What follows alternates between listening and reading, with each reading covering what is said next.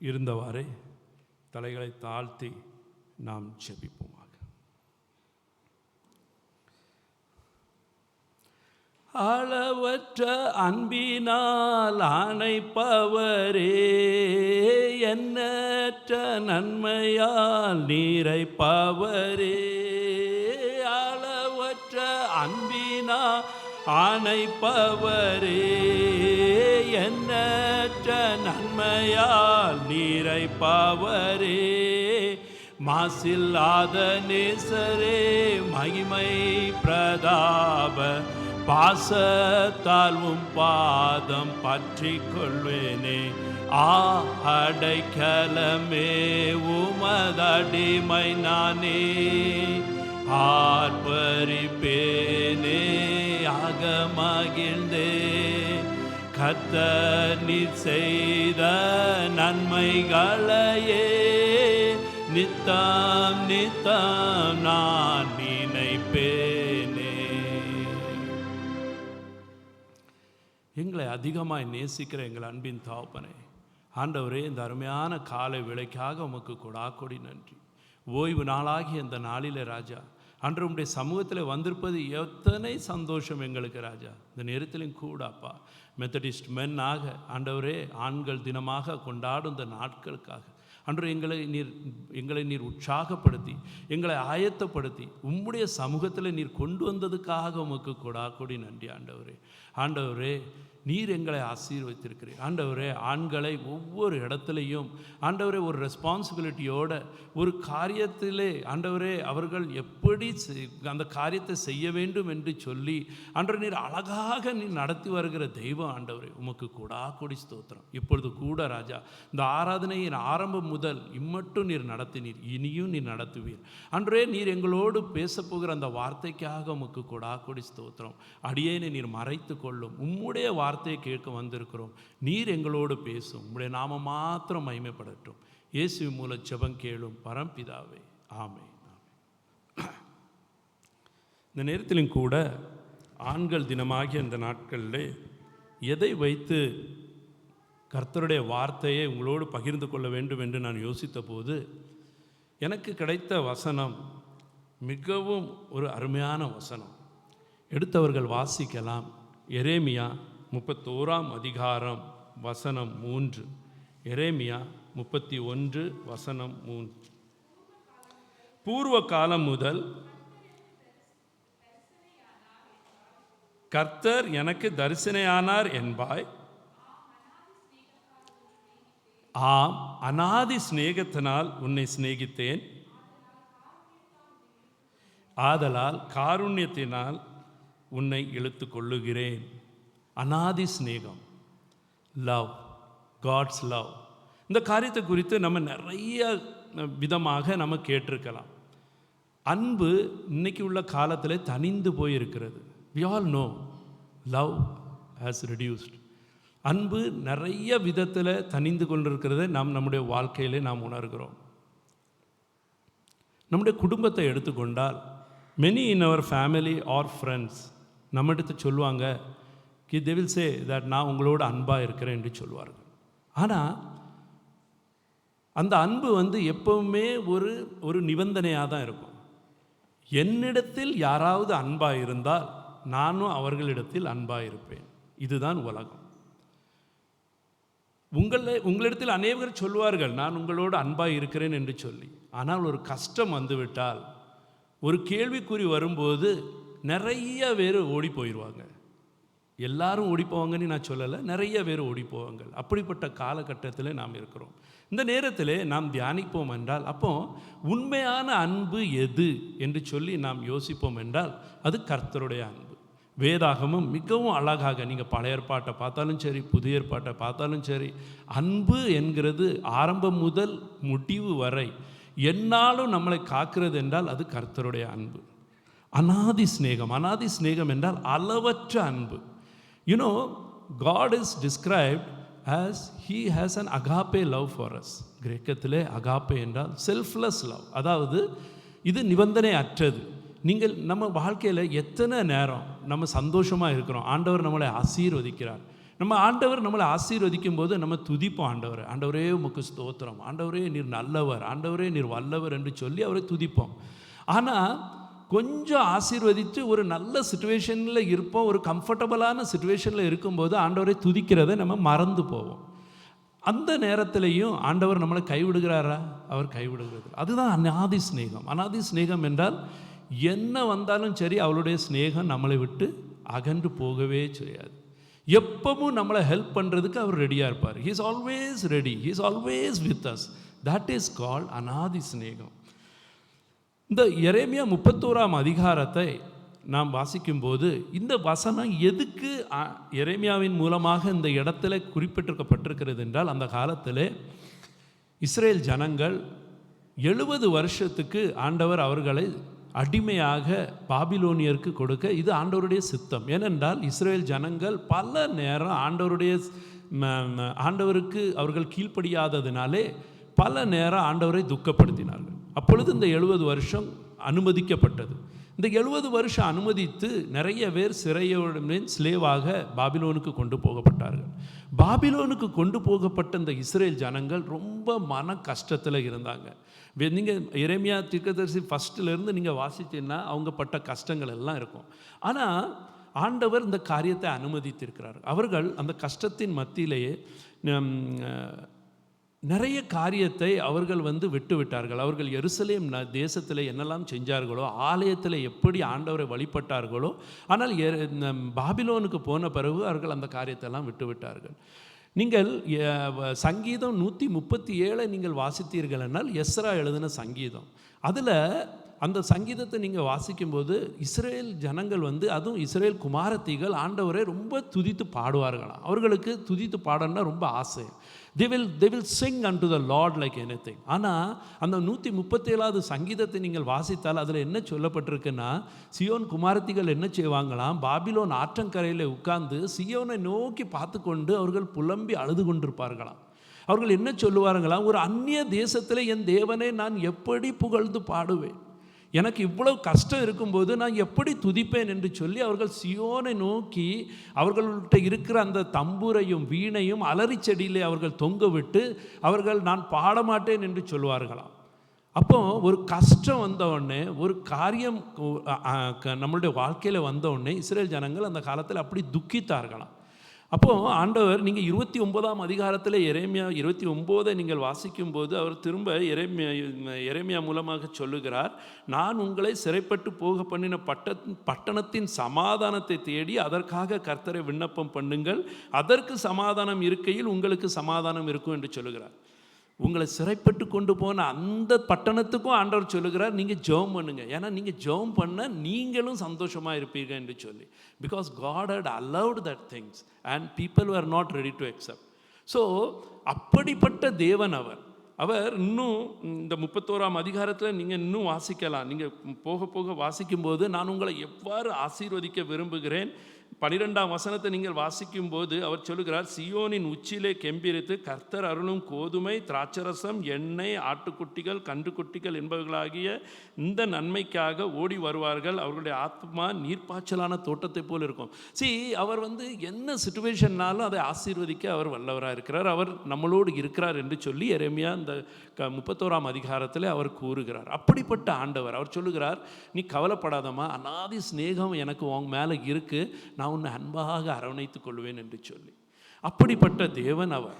சரி, அப்போ ஆண்டவருடைய அன்பை நம்ம இன்னும் கொஞ்சம் உணர்வோம் என்றால் ஆண்டவர் எப்படிப்பட்டவர் அப்படின்னு நம்ம சொல்லுவோம் என்றால், நம்ம எல்லார்ட்டையும் நம்ம கேட்டால் நம்ம என்ன சொல்லுவோம், நம்ம ஆண்டவரை பற்றி நம்ம சொல்லுவோம்னா நம்ம என்ன சொல்லுவோம், we worship a living God.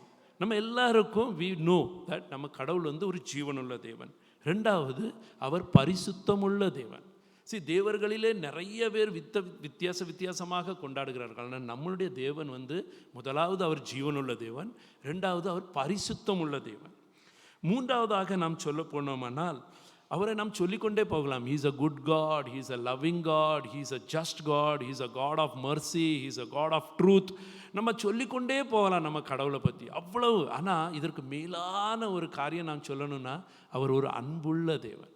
சரி, அன்புள்ள தேவன் என்று நம்ம எப்படி அவரை நம்ம அதை ஆழமாக ஆராய்வோம் என்றால், ஆதி ஆகமத்தில் நம்ம பார்ப்போம் என்றால், ஆண்டவர் எல்லாவற்றையும் சிருஷ்டித்தார்.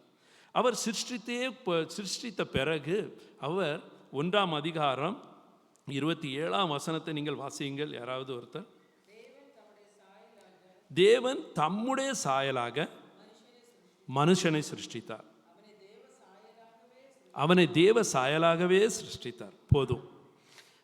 ஆண்டவர் என்ன செய்கிறாரா? ஆண்டவர் மனுஷனை சிருஷ்டிக்கும் போது எல்லாவற்றையும் சிருஷ்டிக்கிறார். ஆனால் மனுஷனை சிருஷ்டிக்கும் போது அவர் எப்படி சிருஷ்டிக்கிறாராங்க? தம்முடைய சாயலாக சிருஷ்டிக்கிறாராம். அப்போ பாருங்க, அவர் எவ்வளவு அன்பு நம்ம மேலே வச்சிருக்கிறார். அவர் நம்ம எப்படியும் நம்மளை படைச்சிருக்கலாம். He could have made us in any way, but not like him. But he didn't do that. அவர் தம்முடைய சாயலாக மனுஷனை படைத்தார்னு சொல்லலாம். அவ்வளவு அன்பு நம்ம மேலே ஆண்டவர் வச்சிருக்கிறார். அப்போ இப்படிப்பட்ட ஒரு அன்பை வச்சிருக்கிற ஆண்டவர், அந்த 28ஆம் வசனமும் ரொம்ப அருமையான வசனம் பார்த்துடுங்க. நம்மளை படைச்சி அவருடைய சாயலில் படைச்சி அவர் என்ன சொல்லுகிறார்னா, தேவன் அவர்களை நோக்கி, நீங்கள் பலுகி பெருகி பூமியை நிரப்பி அதை கீழ்ப்படுத்தி சமுத்திரத்தின் மச்சங்களையும் ஆகாயத்து பறவைகளையும் பூமியில் மேல் நடமாடுகிற சகல ஜீவ ஜந்துக்களையும் ஆண்டு கொள்ளுங்கள் என்று சொல்லி தேவன் அவர்களை ஆசீர்வதித்தார். பாருங்க, அவர் நம்மளை படைக்க மாத்திரம் இல்லை, நம்மளை படைச்சிட்டு அவர் சொல்லுகிறார், நீ பூமியை நிரப்புவாய், அதை நீ கீழ்ப்படுத்துவாய்னா எல்லாம் உங்களுக்கு கீழே தான் இருக்கும். இந்த உலகத்தில் எல்லாமே நம்மளுக்கு கீழே தான்.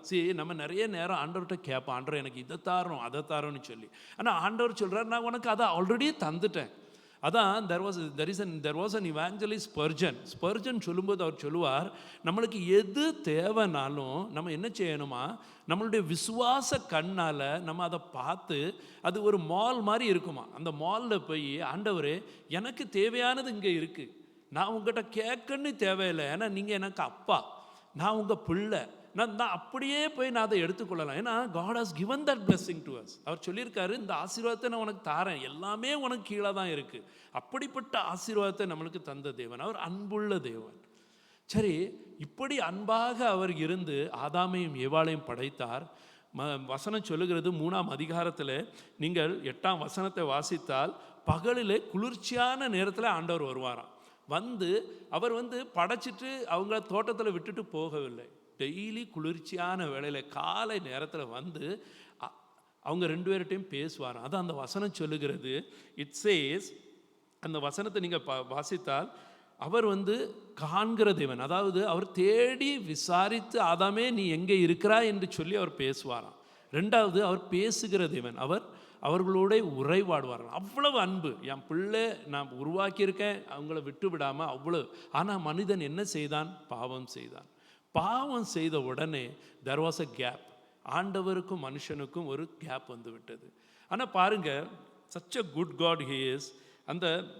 அப்பொழுது தேவனாகிய கர்த்தர் ஆதாமை கூப்பிட்டு, நீ எங்கே இருக்கிறாய் என்கிறார். அந்த வசனம் எல்லாம் நம்மளுக்கு தெரியும். மனுஷன் பாவம் செஞ்சு விட்டான், ஆண்டவரை விட்டு தூரம் போயிட்டான். இதுவரை ஆண்டவர் அவனோடு காலையில் தோறும் அவனோட சம்பாஷித்தார்.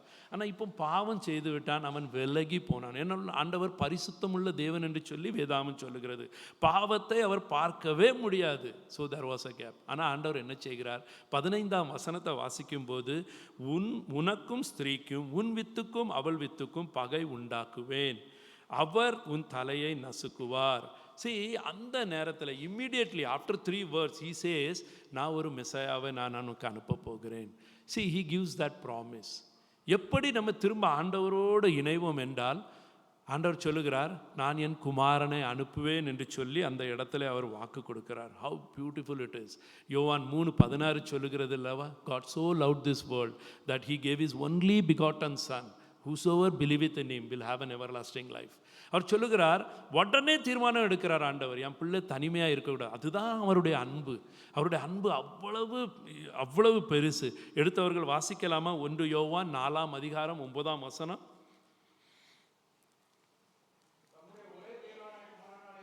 தம்முடைய ஒரே பேரான குமாரனாலே நாம் பிழைக்கும்படிக்கு தேவன் அவரை இவ்வுலகத்திலே அனுப்பினதால் தேவன் நம்மேல் வைத்த அன்பு வெளிப்பட்டது. இன்னைக்கு ஒருவேளை அவர் தன்னுடைய குமாரனை அனுப்பாவிட்டால் நம்ம எங்கே இருந்திருப்போம்? we would have been like all others. ஆனால் கர்த்தர் அவரை அனுப்பினபடியால் இன்னைக்கு நம்மளுக்கு என்ன இருக்கிறது? நம்ம திரும்பவும் ஆண்டவரோடு இணைந்திருக்கிறோம் என்கிற அந்த சத்தியம் நம்மளோடு இருக்கிறது. That is how my God is. சரி, அப்போ நம்மளை இவ்வளவாய் ஆண்டவர் நேசிக்கிறார் என்று சொல்லப்பட்டிருக்கிறது. இன்னொரு காரியத்தை நான் உங்களுக்கு சொல்லுகிறேன். பிதாவாகிய தேவன் குமாரனை அனுப்புகிறேன் என்று சொல்லி அவர் வாக்கு கொடுத்திருக்கிறார். அப்போ வேத வசனம் என்ன சொல்லுகிறது? குமாரன் எவ்வாறு இந்த காரியத்தை ஏற்றுக்கொண்டார்? பிதாவாகிய தேவன் நம்மளை அவ்வளவாய் நேசிக்கிறார். அப்போ குமாரன் நம்மளை எவ்வளவாய் நேசிக்கிறார் என்று பார்ப்போமா? மத்தேயு 16ஆம் அதிகாரத்தை நாம் எடுத்துக்கொள்ளுவோம். Matthew chapter 16 verse 13. 13ஆம் வசனம் என்ன சொல்லுது தெரியுமா? பின்பு இயேசு பிலிப்பு செசரியாவின் திசையில் வந்தபோது தம்முடைய சீஷரை நோக்கி, மனுஷகுமாரனாகிய என்னை ஜனங்கள் யார் என்று சொல்லுகிறார்கள் என்று கேட்டார். அவர் தன்னுடைய சீஷர்கிட்ட கேட்குறாரு, மனுஷகுமாரனாகிய என்னை மக்கள் யார் என்று கேட்குறாங்க. அப்போ சிலர் சொல்கிறாங்க, உம்மை சிலர் யோவான் ஸ்நானகன் என்றும், சிலர் உம்மை எலியா என்றும், சிலர் உம்மை எரேமியா என்றும், வேறு சிலர் உம்மை தீர்க்கதரிசி என்று சொல்லுகிறார்கள் என்று சொல்லி. அப்போ இயேசு சொல்லுகிறார், நீங்கள் என்னை யார் என்று சொல்லுகிறீர்கள் என்று சொல்லி. அப்போந்தான் எல்லாத்தோடு துடுப்பாக இருப்பான் சீமோன் சொல்லுகிறான், நீர் ஜீவனுள்ள தேவனுடைய குமாரனாகிய கிறிஸ்து என்றான். நீ ஜீவனுள்ள தேவனுடைய குமாரனாகிய கிறிஸ்து என்று சொல்லுகிறான். அப்போ தான் இயேசு சொல்லுகிறார், சீமோனே, நீ சொல்லலை, பேதுருவே நீ இதை எனக்கு சொல்லலை, இது என் பிதா உனக்கு வெளிப்படுத்தினார் என்று சொல்லி. அப்போ இந்த வசனத்தில் நம்ம என்ன உறுதி கொள்கிறோம்? பிதாவாகிய தேவனும் குமாரனாகிய தேவனும் எப்படியாக அவர்கள் இருக்கிறார்கள் என்று சொல்லி இந்த வசனத்திலே நம்ம அறிந்து கொள்ளுகிறோம். பிற்பாடு பேதுரு இந்த காரியத்தை சொன்ன உடனே ஆண்டவர் சொல்லுகிறாரு, நீ பேதுருவாய் இருக்கிறாய், உன்மேல் என் சபையை கட்டுவேன் என்று சொல்லி முதலாவது ஆசீர்வாதத்தை பேதுருக்கு கொடுக்கிறார். பேதுரு சந்தோஷப்படுகிறார். ரெண்டாவது காரியத்தை சொல்லுகிறார், உனக்கு பரலோகத்தின் திறவுகோலை உன் கையில் நான் கொடுக்குறேன், நீ எதை இந்த பூமியிலே கட்டுவியோ அது பரலோகத்தில் கட்டப்படும், நீ எதை கட்ட அவிழ்ப்பியோ அது பரலோகத்தில் கட்ட அவிழ்க்கப்படும் சொல்லி ரெண்டாவது ஆசீர்வாதத்தை பேதுருக்கு கொடுக்கிறார். பாருங்க, இந்த ரெண்டு ஆசீர்வாதத்தையும் பெற்ற பேதுரு 2 வசனத்துக்கு பிறகு நம்ம வாசிப்போம் என்றால், அந்த வசனம் சொல்லுகிறது, ஆண்டவர் என்ன சொல்லுகிறாருன்னா, அதுக்கு பிறகு அந்த சீஷர்கிட்ட சொல்லுகிறாரு, இனி நம்ம எருசலேமுக்கு போவோம், அங்கே மூப்பர்கள் என்னை பிடிப்பாங்க, அவங்க என்னைய அடிப்பாங்க, நான் சிலுவையில் சாக வேண்டியதாக இருக்கும், நான் 3ஆம் நாள் திரும்ப நான் உயிர்த்தெழுவேன் என்று சொல்லி தன்னுடைய பாடு மரணத்தை குறித்து ஆண்டவர் சொல்லுகிறார். அந்த நேரத்தில் பேதுரு என்ன செய்கிறான் தெரியுமா? அந்த அவ்வளோ ஆசீர்வாதத்தை பெற்ற பேதுரு, I think he was very excited. அவன் என்ன செய்கிறான்? ஆண்டவரை சைடில் கூட்டிகிட்டு போய் சொல்லுகிறான், ஆண்டவரே, இந்த காரியம் உங்களுக்கு நிகழவே கூடாது என்று சொல்லுகிறான். ஒரு மனுஷனிடத்தில் சொல்லும்போது, நம்ம ஒருத்தன்ட்ட ரொம்ப அன்பாக இருக்கும்போது அவங்களுக்கு ஒரு தீங்கு நடக்கும்னு நம்ம நினச்சா நம்ம என்ன செய்வோம்? ஆனால் இது உங்களுக்கு நடக்கக்கூடாது, நீங்கள் எவ்வளோ நல்லவங்கன்னு சொல்லி நம்ம we will try to pacify. ஒருவேளை சீமோன் அதே போல் ஆண்டவர்கிட்ட சொல்லியிருக்கலாம். ஆனால் ஆண்டவர் என்ன சொல்கிறார் தெரியுமா? 23ஆவது வசனத்தை நீங்கள் வாசிப்பீர்கள் என்றால், அவரோ திரும்பி பேதுருவை பார்த்து, எனக்கு பின்னாக போ சாத்தானே, நீ எனக்கு இடரலாய் இருக்கிறாய், தேவனுக்கு ஏற்றவையை சிந்தியாமல் மனுஷருக்கு ஏற்றவை நீ சிந்திக்கிறாய் என்றார். பாருங்க, இப்போதான் பேதுருவை நீ நல்லவன் என்று சொல்லி அவனை ஆசீர்வதித்த அதே ஆண்டவர் தேவனுக்கு விரோதமாய் அவன் ஒரு காரியம் சொன்ன போது உடனே அந்த இடத்துல சொல்லுகிறார், நீ எனக்கு பின்னாக போ சாத்தானே என்று சொல்லி கடிந்து கொள்ளுகிறார். அப்போ இயேசு கிறிஸ்துவானவர் இந்த உலகத்திற்கு வந்திருக்கிற நோக்கம் என்ன? பிதாவினுடைய எல்லா காரியத்தையும் நிறைவேற்ற அவர் வந்தார். So as Father God loved us, எப்படி பிதாவாகிய தேவன் நம்மளை நேசிக்கிறாரோ அதே போல குமாரனாகிய தேவனும் நம்மளை அவ்வளவாக நேசிக்கிறார். அவர் தன்னுடைய பிதாவினுடைய சித்தத்தை நிறைவேற்ற இந்த உலகத்துக்கு வந்தார். என்ன காரியமானாலும் சரி தடைப்படக்கூடாது என்று சொல்லி அவ்வளோ அழகாக அவர் நடத்தி வந்ததை நாம் பார்ப்போம். சரி, ஃபாதர் சன், அப்போ இவங்க 2 பேரும் இவ்வளோ அன்பாக இருக்கிறாங்க. அப்போ நம்ம ரெண்டு எக்ஸாம்பிளை பார்ப்போம். பழைய ஏற்பாட்டில் ஆண்டவர் யாரை ரொம்ப நேசிச்சிருக்கு. இப்போ நம்மளும் இருக்கிறோம், நம்ம நேசிக்கப்படுகிறோம். ஆனால் நம்ம சில நேரம் கேள்வி நம்ம என்ன சொல்லுவோம்? ஆண்டவரே, நீர் என்னை நேசிக்கிறதற்கு நான் எம்மாத்திரம்? என்னுடைய சுயத்தை பார்த்தால் நான் எந்த விதத்திலையும் அதற்கு பாத்திரன் அல்ல என்று சொல்லி நம்ம ஆண்டவர்கிட்ட சொல்லுவோம். ஆண்டவரே, நீர் என்னை எப்படி நேசிக்க முடியும்? நானோ ஒரு பாவி என்று சொல்லி நம்ம நிறைய நேரம் நம்ம அறிக்கை செய்வோம். பழைய ஏற்பாட்டில் ஒரு 2 கேரக்டர்ஸை நம்ம பார்ப்போம். ஆண்டவருடைய அன்பு எப்படி வெளிப்படுகிறது என்று சொல்லி அந்த கேரக்டர்ஸை நம்ம பார்க்கும்போது நம்மளுக்கு அது நல்லா புரியும். பார்த்துடுங்க. முதலாவது நான் நிறைய கேரக்டர்ஸ் இருக்குது நம்ம வேதாகமத்தில். ஆனால் முதலாவது நான் எடுத்துக்கொண்டது சிம்சோன். நியாயாதிபதிகளின் புஸ்தகம் 13ஆம் அதிகாரத்தை நாம் எடுத்துக்கொண்டால் அங்கே சிம்சோனுடைய கதை இருக்கிறது. சிம்சோன் கர்த்தராலே தெரிந்து கொள்ளப்பட்டவன். எடுத்தவர்கள் வாசிக்கலாம். நியாயாதிபதிகள் 13ஆம் அதிகாரம் வசனம் 5. நீ கர்ப்பந்தரித்து ஒரு குமாரனை பெறுவாய், அவன் தலையின் மேல் சவரன் கத்தி படலாகாது, அந்த பிள்ளை பிறந்தது முதல் தேவனுக்கென்று நசரேனாய் இருப்பான், அவன் இஸ்ரவேலரை பெலிஸ்தரின் கைக்கு நீங்களாக்கி ரட்சிக்க தொடங்குவான் என்றார். See, சிம்சோன் அதாவது Samson was prepared for a purpose. சிம்சோனை ஆண்டவர் ஒரு காரியத்திற்காக அவர் உருவாக்கினார். எப்படி இஸ்ரேல் மக்களை விடுவிக்க வேண்டும் பெலிஸ்தியர் கையில் என்று சொல்லி சிம்சோன். ஆனால் சிம்சோனை பாருங்க, சிம்சோனை ஆண்டவர் தெரிந்து கொண்டார்னா எப்படி தெரிந்து கொண்டார்? அவன் பிறக்கும் போதே தெரிந்து கொண்டார். மனோவாவுடைய மனைவிக்கு கர்த்தருடைய தூதனானவன் இந்த காரியங்களை சொல்லுகிறான். அப்போ அவனுடைய மனைவி மனோவா இடத்துல போய் சொல்லுகிறார், இப்படி ஒரு தேவதூதன் என்னிடத்தில் சொன்னான் என்று சொல்லி. அப்போ மனோவா ஜெபிக்கிறான், ஆண்டவரே என் மனைவிட்ட நீங்கள் சொல்லிட்டு போனீங்கப்பா, என்கிட்டையும் சொல்லுங்க என்று சொல்லி. அப்போ திரும்ப கர்த்தருடைய தூதன் மனோவாவிடத்தில் இந்த காரியத்தை திரும்பமாக சொல்லுகிறார். அப்போ மனோவா கர்த்தருடைய தூதன்ட்ட கேட்குறான், ஆண்டவர் இந்த பிள்ளையை நான் எப்படி வளர்க்கணும் ஆண்டவரே? ஆண்டவர் உம்முடைய காரியத்திற்கு நீர் இந்த குழந்தை எனக்கு தருகிறீர் என்றால் இந்த பிள்ளையை நான் எப்படி உமக்காக வளர்க்க வேண்டும் என்று சொல்லி மனோவா ஆண்டவர்கிட்ட கேட்குறார். அப்போ பாருங்க, சிம்சோன் எப்படி ஆண்டவராலே நேசிக்கப்பட்ட ஒரு மகன். அவன் பிறக்கும் முன்னே எல்லா காரியத்தையும் ஆண்டவர் ப்ரிப்பேர் செய்தார். பெற்றோரும் அவ்வளோ கேர்ஃபுல்லாக இருந்து இந்த பிள்ளை எப்படி வளர்க்கணும் என்று சொல்லி வளர்த்தார்கள். சிம்சோன் வளர்ந்தான், பெரியவன் ஆனான். நம்ம எல்லாருக்கும் அந்த கதை தெரியும், நம்ம ரொம்ப அதில் டீப்பாக போக வேண்டாம். ஆனால் சிம்சோன் தன்னுடைய வாழ்க்கையிலே நிறைய தப்பான டிசிஷன்ஸை அவன் எடுத்துக்கொண்டான். Samson took lot of wrong decisions in his life. 3 பெண்களோட அவனுடைய உறவு இந்த வேதாகமத்தில் இருக்கிறது. அந்த பெண்களின் மூலமாக வந்த விளைவுகள் நாம் வேதத்திலே படித்திருக்கிறோம். அப்படிப்பட்ட ஒரு மனுஷன், அவன் ஒருவேளை ஒரு சைடில் பேரலி he was loved by God, அவன் கர்த்தருக்காக எல்லாவற்றையும் செய்தான்.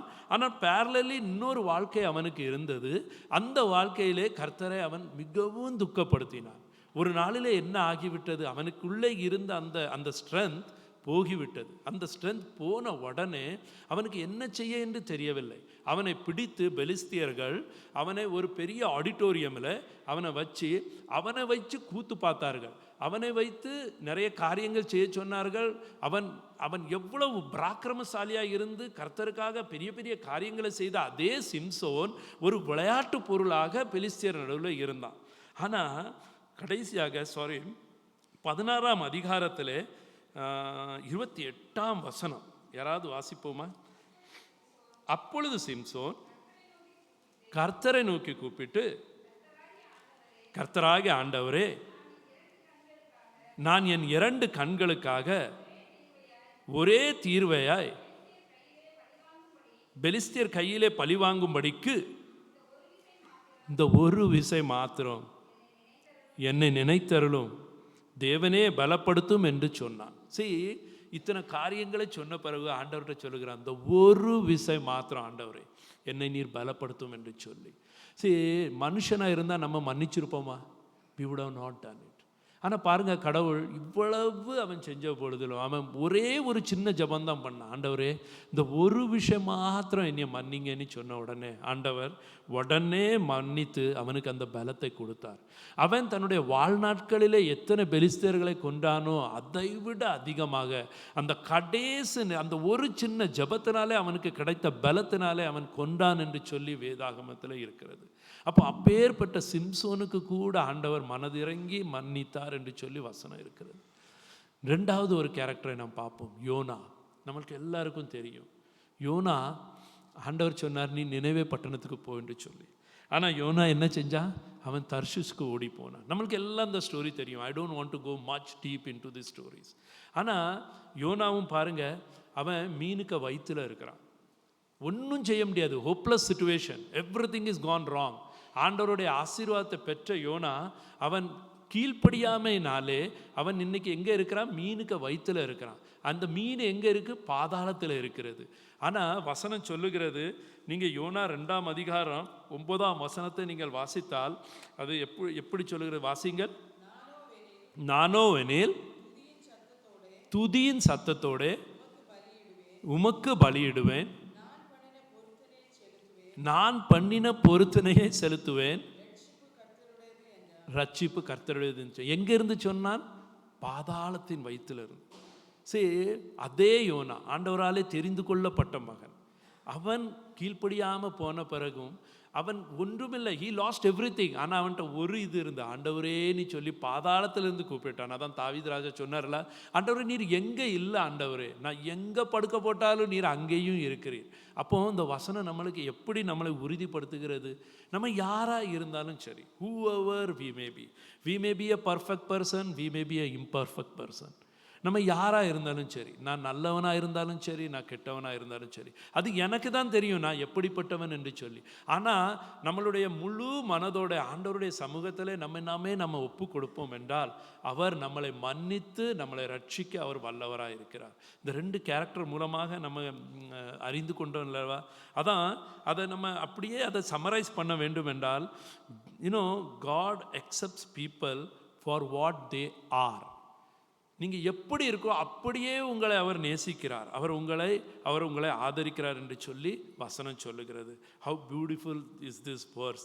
நம்மளுடைய வாழ்க்கையிலே இன்னைக்கு நம்ம யோசிப்போம் என்றால், நம்ம பல காரியத்தை குறித்து யோசிக்கிறோம். ஆண்டவர் என்னை அக்செப்ட் பண்ணுவாரா? நான் இவ்வளவு மோசமாக இருக்கிறேனே. ஆனால் இந்த காரியத்தையெல்லாம் நம்ம அனுசரிக்கும் போது அவர் சொல்லுகிறார், நான் உன்னை நேசிப்பேன் என்று சொல்லி. சரி, அப்போ ஆண்டவர் நம்மளை இவ்வாறு நேசிக்கிறார். அப்போ நம்ம ஆண்டவரை நேசிக்கிறோமா? என்னைக்காவது நம்ம யோசிச்சிருக்கோமா? நேசிக்கிறோம் என்று சொல்லி நம்ம வாய்னால சொல்லுவோம். ஆனால் ஆண்டவர் என்ன சொல்லுகிறார்? நீ என்னை நேசிக்கிறாய் என்பதை நான் எப்படி அறிந்து கொள்ளுவேன்? எடுத்தவர்கள் வாசிக்கலாம். யோவான் 14ஆம் அதிகாரம் வசனம் 15.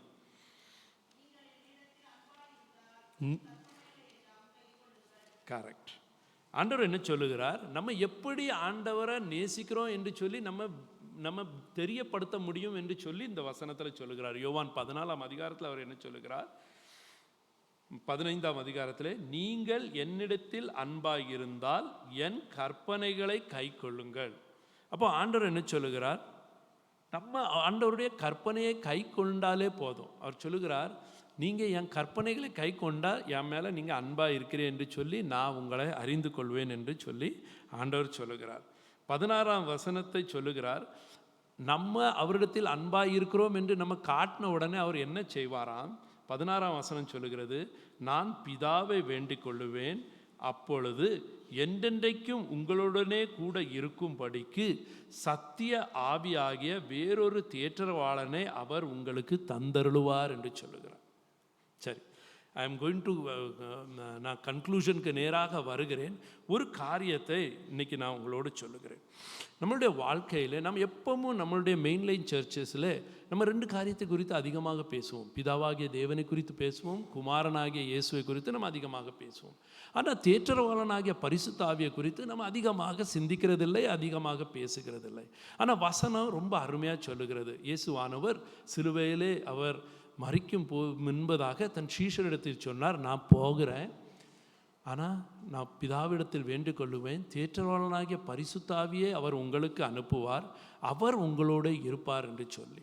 ஆனால் இந்த பரிசுத்த ஆவியை நம்ம என்ன செய்வோம்னா, நிறைய நேரம் we have our own confusions. நம்ம இது ஏன் சபைக்கு இது இல்லை, இது இன்னொரு சபைக்குள்ளது என்று சொல்லி நாம் அதை எப்பவும் நம்ம அதை ஒதுக்கி வச்சுருவோம் பரிசுத்த ஆவியை. ஆனால் ஆண்டவர் வசனத்தின் மூலமாக என்ன சொல்லுகிறார்? நீ என் மேலே அன்பாக இருந்தால் என் கற்பனைகளை கை கொள்வாய். கற்பனைகளை நீ கை கொண்டால் நான் உனக்கு என்ன செய்வேன்? தேற்றவாளனாகிய பரிசுத்த ஆவியை நான் உங்களுக்கு தருவேன். அப்போ இந்த தேற்றவாளனாகிய பரிசுத்த ஆவி எப்பவும் நம்ம கூட தான் இருக்குது. See, we have to believe this. The Holy Spirit lives with us.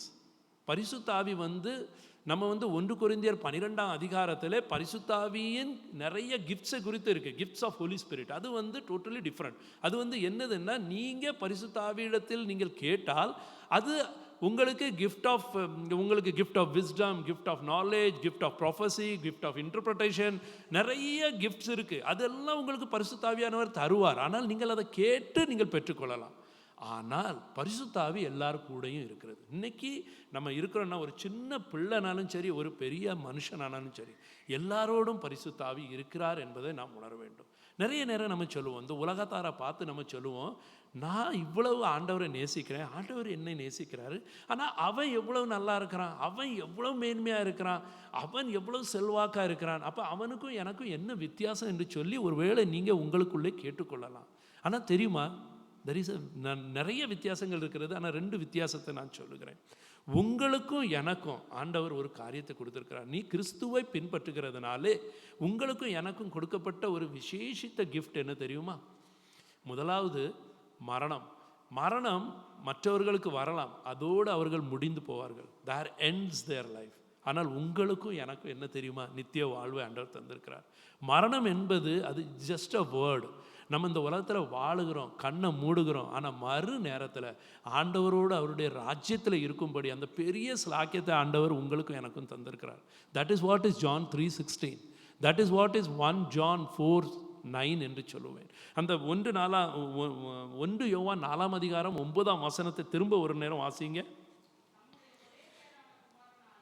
தம்முடைய ஒரே பேரான குமாரனாலே நாம் பிழைக்கும்படிக்கு, மரணம் என்கிற காரியம் இல்லை, நாம் பிழைக்கும்படிக்கு, நம் நித்திய வாழ்வை நாம் அடைவதற்கு ஆண்டவர் இவ்வுலகத்திலே நம்ம இயேசு கிறிஸ்துவை அனுப்பினார். So that is one of the gift which we have, which nobody else have. இயேசுவை விசுவாசித்தவர்களுக்கு தான் அந்த கிஃப்ட் உண்டு. 2வது தேற்றவர்களாகிய பரிசுத்த ஆவி. இதுவும் பரிசுத்த ஆவி நம்மிடத்தில் இருக்கிறது. Spirit of truth which the world cannot see will dwell in you என்று சொல்லி யோவான் 14ஆம் அதிகாரம் வசனம் 17 குறிப்பிடப்பட்டிருக்கிறது. இந்த கிஃப்ட் ஆஃப் ஸ்பிரிட் எல்லாருக்கும் கிடையாது. இது உங்களுக்கும் எனக்கும் மாத்திரம்தான் இந்த கிஃப்ட். அது ஏன்னா உலகத்துக்கு அது தெரியாது, அது என்ன என்றே தெரியாது. வசனம் 17 நம்ம வாசிப்போமா? உலகம் அந்த சத்திய ஆவியானவரை காணாமலும் அறியாமலும் இருக்கிறபடியால் அவரை பெற்றுக்கொள்ள மாட்டாது. அவர் உங்களுடனே வாசம் பண்ணி உங்களுக்குள்ளே இருப்பதால் நீங்கள் அவரை அறிவீர்கள். இந்த சத்திய ஆவி உங்களுக்கும் எனக்கும் கொடுக்கப்பட்ட கிஃப்ட். ஸோ இவ்வளோ பெரிய கிஃப்ட் நம்மகிட்ட இருக்கும்போது why we should compare ourselves with anybody else? இன்றைக்கி ஒரு டிப்ரெஷன் என்கிற காரியமே நம்மளுக்கு வரக்கூடாது.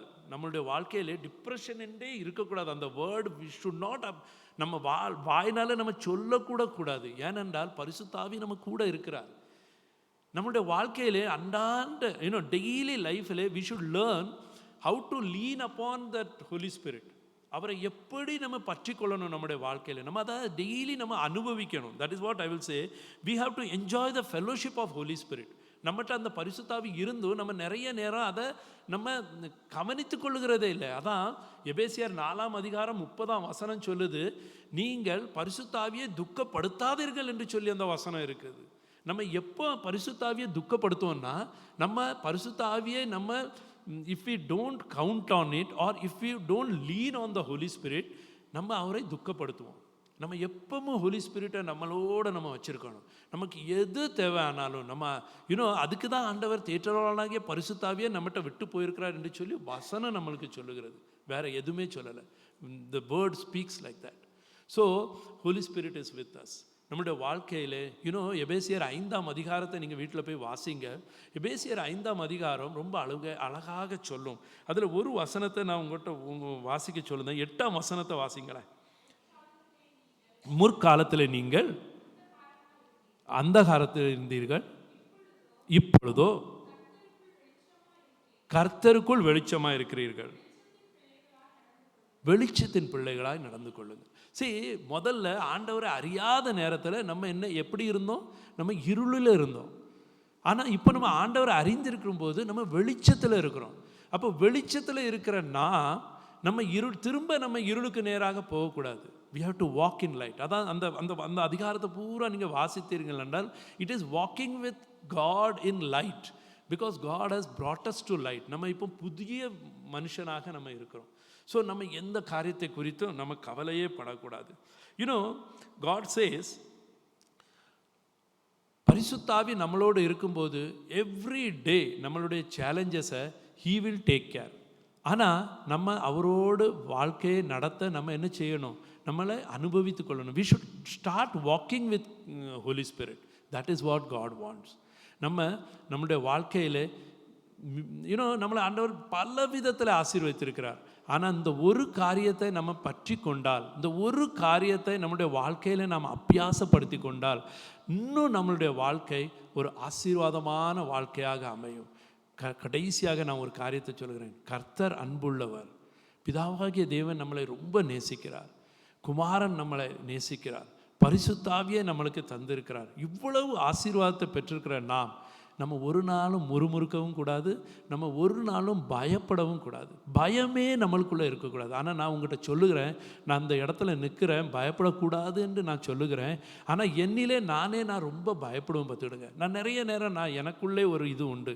ஒரு சின்ன காரியம் ஆனாலும் எனக்குள்ளே பயம் வந்துவிடும். பிஸ்னஸ் இல்லை இருக்கிறதுனாலே சில நேரம் ஒரு சின்ன ஃபோன் கால் வந்தாலும் நான் பயந்துருவேன். ஆண்டவரே, இது எப்படியாக இருக்கும் என்று சொல்லி. ஆனால் இப்பொழுது தான் I have started living with my God. I have started practicing that type of Lord. நான் அந்த பயம் வந்த உடனே ஆண்டவரை நான் துதிக்க ஆரம்பிச்சிருவேன். ஆண்டவரே, தேங்க்யூ ஜீசஸ். ஆண்டவரே, I think you are working for me. ஒரு பெரிய கஷ்டம் சில நேரம்லாம் ஒரு 2 வாரத்துக்கு முன்பதாக ஒரு காரியம் என்னிடத்தில் இருந்தது. இந்த காரியம் எப்படி என்னை விட்டு போகும் என்று சொல்லி நான் எவ்வளவோ பயந்து போனேன். சரி, கிறிஸ்துவை பெற்ற நாம் பயப்படவே கூடாது என்று சொல்லி வசனம் சொல்லுகிறது. யோவான் 14ஆம் அதிகாரம் 27ஆம் வசனத்தை நாம் வாசிப்போமா? யாராவது ஒருத்தர்? 14:27. சமாதானத்தை உங்களுக்கு வைத்து போகிறேன், என்னுடைய சமாதானத்தை உங்களுக்கு கொடுக்கிறேன். உலகம் கொடுக்கிற பிரகாரம் நான் உங்களுக்கு கொடுக்கிறதில்லை. உங்கள் இருதயம் கலங்காமலும் பயப்படாமலும் இருப்பதாக. See how beautifully my God says, உங்கள் இருதயம் கலங்காமலும் பயப்படாமலும் இருப்பதாக. ஏன்னா அவர் நம்மோடு இருக்கிறார். ஸோ நம்முடைய வாழ்க்கையில் ஒருவேளை நம்ம எல்லாரும் மாம்சீகத்தில் இருக்கிறோம். இந்த பயமும் இந்த கவலைகளும் நம்ம எல்லாருடைய வாழ்க்கையிலே ஒருவேளை இன்னைக்கு நல்லா இருப்போம், இன்னும் கொஞ்ச நேரத்தில் பயம் வந்துடும். ஆனால் கடவுள் அதை மேற்கொள்கிறதற்கு நம்மளுக்கு பரிசுத்த ஆவியை தந்திருக்கிறார். So we will lean on him, we will believe on him and we will walk with him. Daily நம்முடைய வாழ்க்கையை பரிசுத்த ஆவியோடு கூட நாம் நடப்போம் என்றால் இந்த பயமோ இந்த திகிலோ நம்மளை மேற்கொள்ளுகிறதில்லை. சமாதானத்தை உங்களுக்கு தந்து போகிறேன் என்று ஆண்டவர் சொல்லுகிறார். என் உலக பிரகாரமான சமாதானம் இல்லை, அவருடைய சமாதானம். அது நித்திய சமாதானமாக இருக்கும். கர்த்தர் உங்களையும் உங்கள் குடும்பத்தையும் சமாதானத்தோடு ஆசீர்வதிப்பாராக. தேவன் தாமே இந்த வார்த்தைகளை ஆசீர்வதிப்பாராக. கர்த்தருக்கு ஸ்தோத்திரம்.